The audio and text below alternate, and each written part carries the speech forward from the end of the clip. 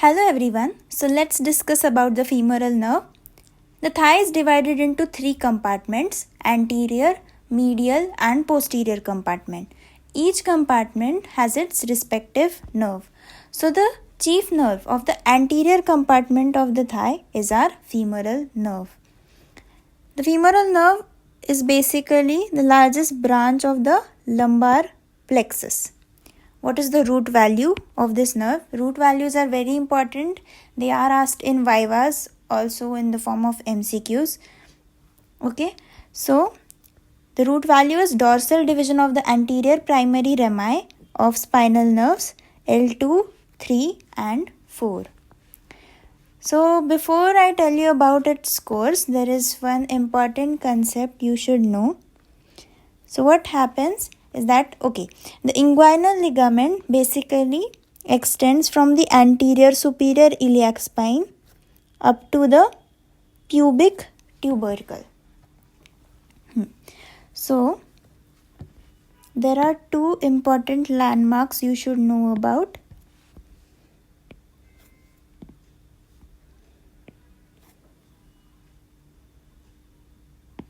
This point is our midpoint of inguinal ligament.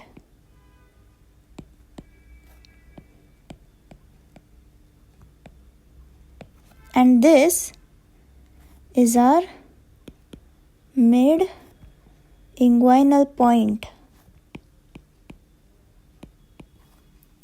Now the femoral nerve passes behind the inguinal ligament at midpoint of this inguinal ligament. Now when it enters the thigh, it lies between two muscles. There is a groove between these two muscles. This is iliacus and this is psoas major.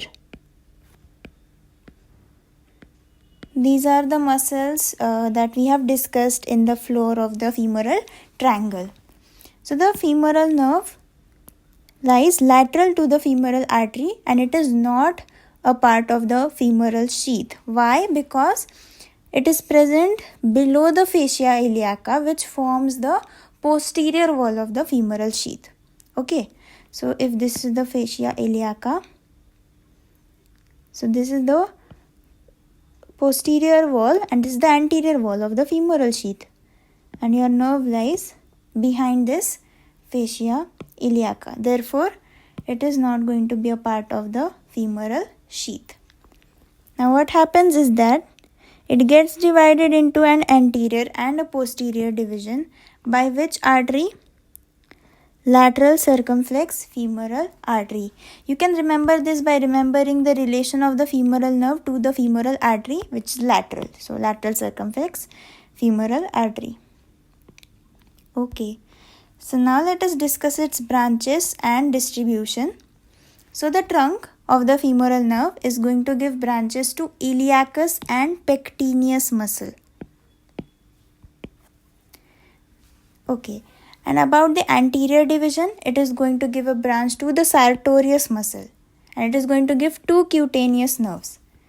Now we already know that the lateral cutaneous nerve of thigh is already present. We need an intermediate and a medial cutaneous nerve. So these two cutaneous nerves are given by the anterior division of the femoral nerve. Now let us discuss the branches of the posterior division. Posterior division is going to be supplying four muscles which are together called as the quadriceps femoris.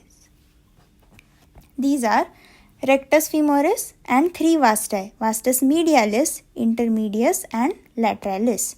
Okay, so now what happens is that the nerve to the rectus femoris also gives an articular branch to the hip joint, and articular branches to the knee joint are given by the nerves which are supplying these three vasti. Okay, and this is because of the Hilton's law. So the Hilton's law states that, for example, if we have a particular joint and a muscle that is crossing the joint, okay, or a muscle that is lying in relation to the joint. So if a certain nerve is supplying this joint, then this nerve will also supply the if this nerve is supplying this muscle, then it is also going to supply the underlying joint and the skin around it. Okay. The posterior division is also going to give a cutaneous nerve, which is called as the saphenous nerve.